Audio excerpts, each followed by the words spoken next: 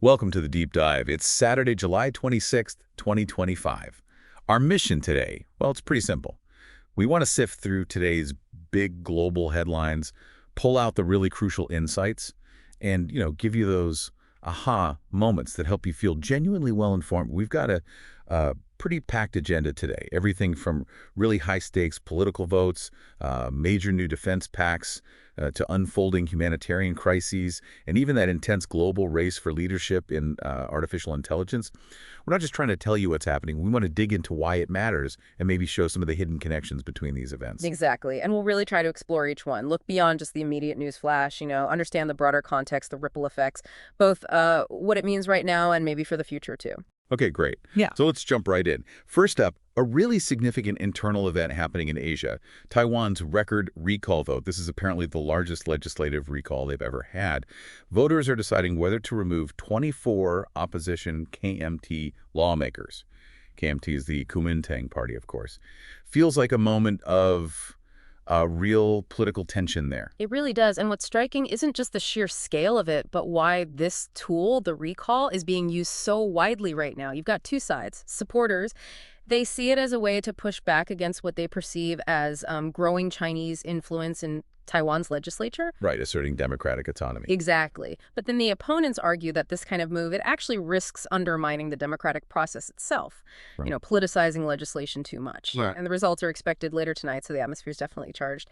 And connecting it outwards, this internal dynamic is playing out right in the middle of that very complex Indo-Pacific geopolitical scene. Any shift in Taiwan, well, it has wider waves. Speaking of those wider waves and strategic shifts, a pretty huge alliance was just formalized.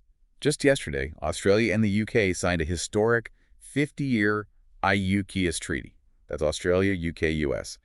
And this pact seems laser-focused on deeper defense cooperation, particularly around advanced submarine collaboration. Yeah, this isn't just, another standard defense agreement. It feels much bigger. A really profound strategic alignment, especially, like you said, with tensions rising across the Indo-Pacific. The insight here, I think, is the duration. 50 years, that signals an incredibly long-term commitment. It goes beyond just buying hardware. It's about pooling high-tech capabilities, intelligence, especially around those nuclear-powered submarines. Which gives Australia a different kind of strategic weight. Absolutely. A crucial deterrent in a region where naval power is, well, paramount. It really reshapes the regional power dynamics, shows a concerted effort to boost collective security. Okay, so from strategic alignments to, unfortunately, a situation demanding urgent human attention. Let's look at the escalating border war between Thailand and Cambodia. It's now entered its third day, and the human cost is already grim. Over 30 reported killed, or more than 130,000 people displaced. We're also hearing about new clashes in provinces like Trat and Pursat. It's a terrible situation, and it really highlights how fragile peace can be in Southeast Asia. These border disputes, they have deep roots and flare up periodically. The humanitarian crisis is immediate, it's dire. And that's why there's such an urgent push for a ceasefire. Regional diplomacy is definitely kicking in. ASEAN, led by Malaysia this time, is pushing hard for an immediate halt. The sheer number of displaced people. It's huge, and it makes this a critical situation demanding focused international attention, not just for the people affected, but for the stability of a really key global region, too. All right, let's shift gears now. From regional conflicts to the cutting edge of technology, China is making a very public bid to lead global cooperation on artificial intelligence.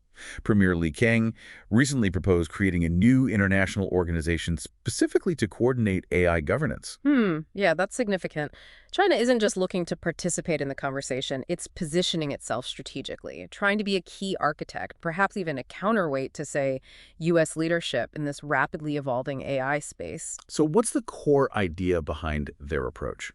Well, the insight might be in how different nations view AI governance. China's proposal talks a lot about shared development, this idea of a community with a shared future for mankind. That might contrast with some Western approaches that perhaps focus more heavily on ethical guardrails and democratic values first. It's a race to set the rules. It really is. And whoever leads in defining global AI rules could shape technological power and influence for, well, decades to come. Okay, let's turn our gaze now to global finance.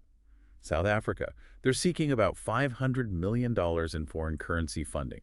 This comes just after they managed to end a pretty lengthy budget impasse at home. Right. And this move tells us something about their financial strategy, especially for a developing economy. South Africa is looking to explore ESG-linked financing. That's environmental, social, and governance criteria. The sustainability angle. Exactly. It's a way to attract capital, but also potentially to reduce reliance on maybe more traditional routes like Eurobonds.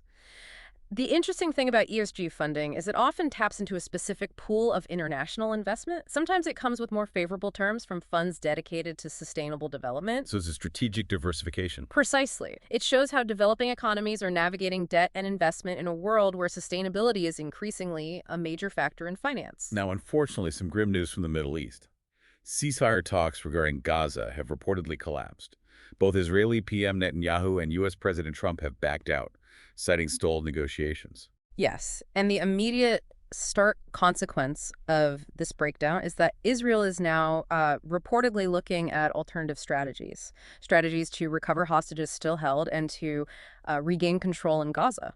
It just highlights the difficulty. It absolutely does. It underscores the deep, deep complexities and the sheer difficulty of finding any kind of lasting resolution there. The core challenge seems to remain bridging those fundamental disagreements between the parties involved. The path forward looks incredibly uncertain. And just to be clear, we're relaying the reported collapse and the stated reasons from the parties without endorsing any specific viewpoint. Understood. And the conflict also grinds on in Eastern Europe. There was another missile and drone strike overnight, this time hitting Dnipro in Ukraine. Reports say this Russian assault killed 3 people in the Dnipro region and damaged critical infrastructure. And the Ukrainian response was, well, predictable and swift, leaders vowing reprisal. It points to that continued cycle of escalation. This attack is just another stark reminder of the ongoing brutal impact this war has on civilian areas inside Ukraine. It shows Russia's sustained effort to hit critical infrastructure, trying to disrupt daily life, the war effort, and it keeps taking a heavy toll on civilians. Turning now to Iran, there was a deeply disturbing armed attack on a courthouse. This happened in the southeastern Sistan-Baluchistan province. A Sunni militant group called Jaish al-Al carried it out. At least 5 people were killed, tragically including a woman and a child, and 13 injured before security forces neutralized 3 attackers. This incident really points to some persistent localized security challenges inside Iran, specifically in that Sistan-Baluchistan region. It borders Pakistan and Afghanistan, and it has a history of unrest, ethnic tensions, cross-border issues. And this group, Jaish al-Al, they're known for separatist and extremist aims, often Sunni militants targeting the Shia state apparatus.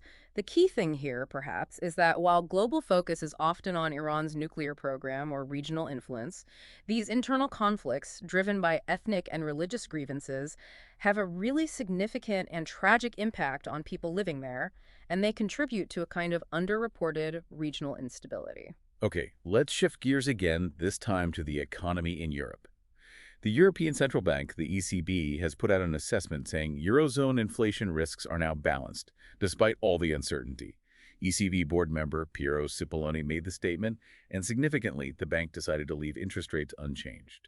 Right, and that's a really crucial signal for the Eurozone economy. When the ECB says balanced inflation risks, what they mean is they see factors that could push inflation both up and down, sort of canceling each other out, more or less. So push and pull factors. Exactly. Like maybe energy prices or wage growth could push it up, but perhaps moderating demand or better supply chains could pull it down.